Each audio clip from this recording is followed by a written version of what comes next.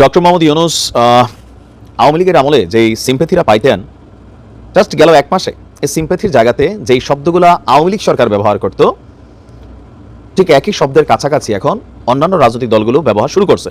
ওই দিন খুব বেশি দূরে না যে ডক্টর মোহাম্মদ ইউনূস যেই আওয়ামী লীগের বাইরে মানে বাকি জাতির কাছে যে ভালোবাসার জায়গাটা ছিলেন সেখান থেকে খুব দ্রুত পড়ে যাবেন, এমনকি পরিস্থিতি যদি বিগড়াই যায় নির্বাচন খুব দ্রুতও দিতে হতে পারে, আর এই সরকারের এক্সিট সিস্টেমটা খুবই প্যাথেটিক হতে পারে। এখন মনে করতেছেন কেন? বুঝা হোক না বুঝা হোক, মাঝে মাঝে ডক্টর মোহাম্মদ ইউনূস অনেক কথা বলেন যেগুলোতে পেচকি লেগে যায়। যেমন মাস্টার মাইন্ড শব্দটা নিয়ে পেচকি লাগছে, ম্যাটিকুলাস প্ল্যান শব্দটা নিয়ে পেচকি লাগছে। এবার লাগছে কোনটা নিয়ে? ছাত্রদের রাজনৈতিক দল নিয়ে ফিনান্সিয়াল টাইমসে দেওয়া সাক্ষাৎকারের বেশ কিছু জিনিস আস্তে আস্তে প্রকাশিত হচ্ছে। এমনকি আমি নিজেও আশ্চর্য হচ্ছি যে ওনার মতন একজন বুঝের মানুষ ইন্টারন্যাশনাল মিডিয়াতে তিনি যখন এই বক্তব্য দিচ্ছেন, তাহলে তিনি কতটুকু নিরপেক্ষ একজন সরকার প্রধান হিসাবে, একজন ব্যক্তি হিসাবে। আমি আপনি যে কোনো দলকে ভালোবাসতে পারি, যে কোনো কাউকে ভালোবাসতে পারি, আমার ভোটটা আমি দিতে পারি, কিন্তু যখন আমার হাতে ক্ষমতা আছে তো সেই ক্ষেত্রে আমাকে করতে হবে কি? নিরপেক্ষ থাকতে হবে। যেহেতু তিনি এই মুহূর্তে সরকার প্রধান, আর একটা সুষ্ঠু নির্বাচনের জন্য পুরো জাতি 16 বছর অপেক্ষা করছে, তো এই যে অপেক্ষার পালার পরে যে নির্বাচন আসতে যাচ্ছে, সেই নির্বাচনে ডক্টর মোহাম্মদ ইউনূস অন্তরে কতটুকু নিরপেক্ষ? এখন তিনি যদি নিরপেক্ষই হন, ফিনান্সিয়াল টাইমসকে যে পডকাস্টে দেওয়া সাক্ষাৎকারে তিনি বলছিলেন রাজনৈতিক দল করার বিষয়টাতে ছাত্ররা প্রথমে রাজি ছিল না, তিনি রাজি করাইছেন। জিলুর ভাই গতকালকে একটা প্রোগ্রাম করছে, এর আগেও আরেকজন সাংবাদিক এই কথাগুলো বলছিলেন, আমার কাছে একটু খটখটা লাগছিল, বাট কালকে শুরু হয়ে গেলাম। কি বক্তব্যরা? যে ছাত্রদেরকে তিনি বলছেন তোমরা একটা রাজনৈতিক দল করো, নির্বাচনে আসো। তো ছাত্ররা বলছে যে আমাদেরকে তো কেউ ভোট দিবে না, আমাদের কে চিনে পুরো বাংলাদেশের মধ্যে, ওইভাবে কি আমরা একটা সিটও তো পাবো না সংসদে যাওয়ার জন্য। তো তিনি বলতেছেন, এগুলো ওনার মুখের কথা, যে তোমাদেরকে সারা বাংলাদেশ চিনে, তোমরা আসো। এখন একটা জাতিকে তিনি ডাইকে আনতেছেন, ছাত্রদের প্রতি সবাই একটা সিম্প্যাথি মেন্টালিটি আছে, তাদেরকে পছন্দ করে ভালোবাসে, সেইটা আলাদা।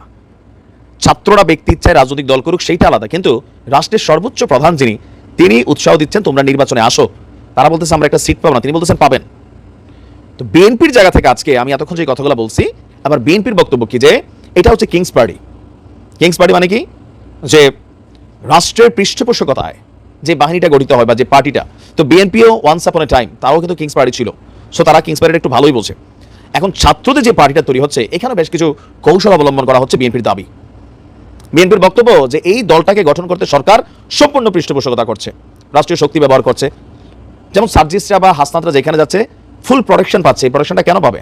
তারা কি উপদেষ্টা? বিএনপির কিন্তু বক্তব্যের জায়গাগুলোতে আসতেছে, এমনকি অনেক জায়গায় তারা হাত দিচ্ছে। এটা কি তাদের রাইট আছে? তারা কি সরকারের কেউ? নাহিদ পারে, আসিফ পারে, সেটা আলাদা। এখন বিএনপি বলছে ছাত্ররা যদি নতুন রাজনৈতিক গঠন করে নিজেরা স্বাগত জানায়, কিন্তু সরকার থেকে যে দল গঠন করা হবে সেই দলকে দেশের মানুষ মেনে নেবে না, প্রয়োজনে রাজপথে নামবে। কয়েকদিন আগে মির্জা ফখরুল ইসলাম বলছিল যে আরেকটা 5ই আগস্ট হইতে পারে, আপনারা প্রস্তুত আছেন তো?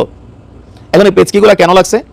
ডক্টর মোহাম্মদ ইউনূস যখন নিজের মুখ দিয়ে বলেন তিনি ছাত্রদেরকে উৎসাহিত করছেন একটা দল গঠন করার জন্য, তিনি বলছেন তরুণদের হাতে নেতৃত্ব দেওয়া উচিত, নয়তো কি হবে এই আন্দোলনের যে রেজাল্টটা, এইটা অন্যান্য শক্তিরা আগের মতন ব্যবহার করে ফেলবে, মানে দেশ আগের মতন হয়ে যাবে ফেসিবাদের যেই বা বাকি যে শক্তিরা আছে পুরানারা। তো এটা থেকে বোঝানো হয়েছে বাকি যে রাজনৈতিক দলগুলো, তিনি মনে করছেন ছাত্রদের হাতে দেশ নিরাপদ। কোনো কোনো অংশে অনেকেই মনে করছেন, আবার কেউ কেউ মনে করছেন যে না, ছাত্ররাও ক্ষমতার দিকেই ধাবিত হচ্ছে, তারাও মানে রাষ্ট্রীয় প্রটোকলের মধ্যে থেকেই অনেক কিছু করছে, যেটা বাকি যে ছাত্র নাম দিয়ে তারা আছে, তারা এখন কেউ ছাত্র না, সবাই পড়াশোনা ওভার করে ফেলছে, এখন তারা বিভিন্ন দায়িত্বে আছে। তো প্রকৃতপক্ষে যারা ছাত্র, সিদ্ধান্তগুলো তারা নিচ্ছে না, হাতে গোনা কয়েকজন, এরা এখন কেউ রানিং স্টুডেন্ট না, এরা স্টুডেন্ট লাইফ ওভার করে ফেলছে।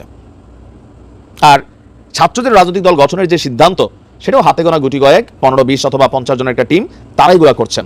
মূল ছাত্ররা ক্যাম্পাসে ফিরে চলে গেছে, মাঠে কারা আছে যারা ছাত্র না, যারা সমন্বয়ক হিসেবে বা আরো বিভিন্ন নাগরিক কমিটি, আরো যে মানে জায়গাগুলো আছে যাদেরকে আমরা দেখতেছি টকশোতে, এরা হচ্ছে তারা।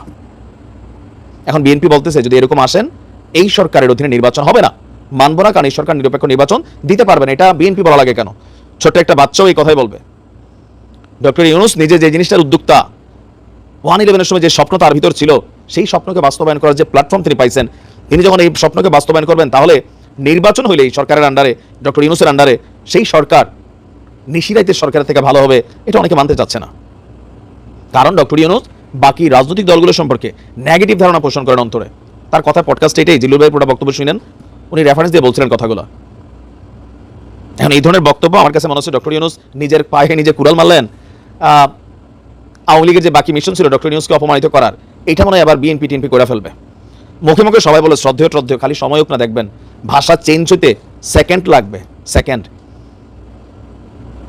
সবার মধ্যেই এখন একটা সন্দেহ ঢুকে গেছে যে ছাত্রদের এই রাজনৈতিক দল এটা ডক্টর ইউনূসের ইন্ধন, তিনি পৃষ্ঠপোষকতাকারী, আর রাষ্ট্রের সর্বোচ্চ দায়িত্বে থাকার কারণে হয়তো অনেক ধরনের ফেসিলিটিস দিচ্ছেন। এটা হয়তো আমরা বাহির থেকে বুঝছি না, বিএনপির এটা স্পষ্ট বক্তব্য।